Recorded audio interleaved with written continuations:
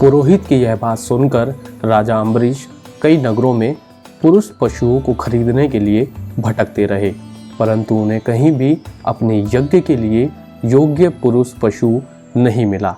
अंत में राजा अम्बरीश वन में ऋचिक ऋषि के आश्रम पर पहुंचे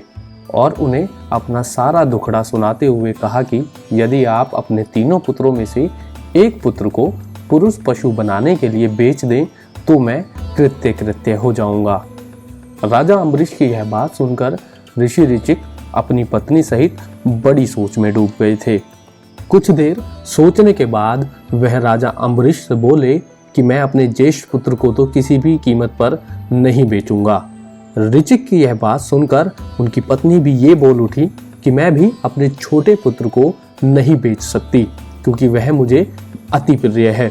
ऋचिक ऋषि का मझला पुत्र शुनशेप अपने माता पिता की बात सुन रहा था। वह राजा अम्बरीश के सामने आकर उत्तेजित स्वर में बोला, ज्येष्ठ पुत्र पिता के प्रिय होते हैं और छोटे पुत्र माताओं के, अतः मैं समझता हूँ कि माता और पिता की दृष्टि में उनका मझला पुत्र ही बेचने के योग्य है, इसलिए आप मुझे खरीद लीजिए और अपने यज्ञ का पुरुष पशु बना लीजिए।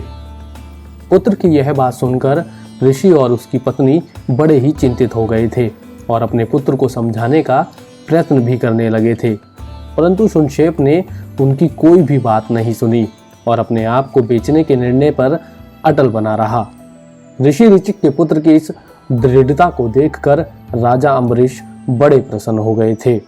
अतः उन्होंने उसके उस मंझले पुत्र शुनशेप को 1 करोड़ स्वर्ण मुद्राओं, रत्नों के ढेर तथा 1 लाख गायों के बदले में खरीद लिया था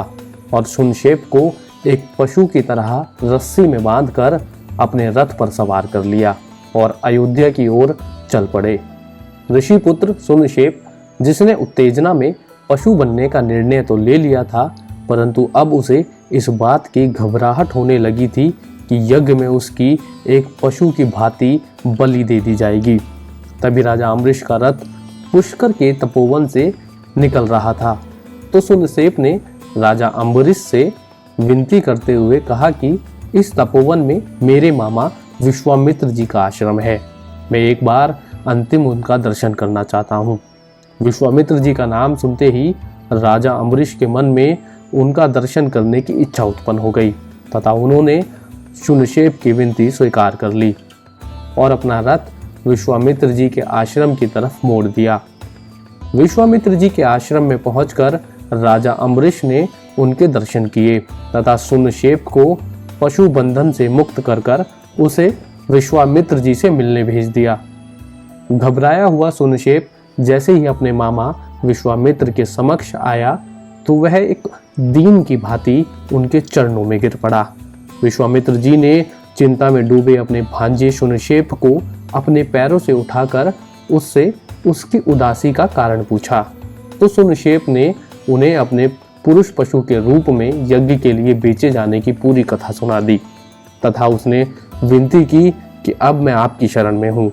अभी मात्र आप ही मुझे इस कष्ट से बचा सकते हैं, आप ही धर्म के द्वारा मेरी रक्षा कीजिए। रामं नमामि।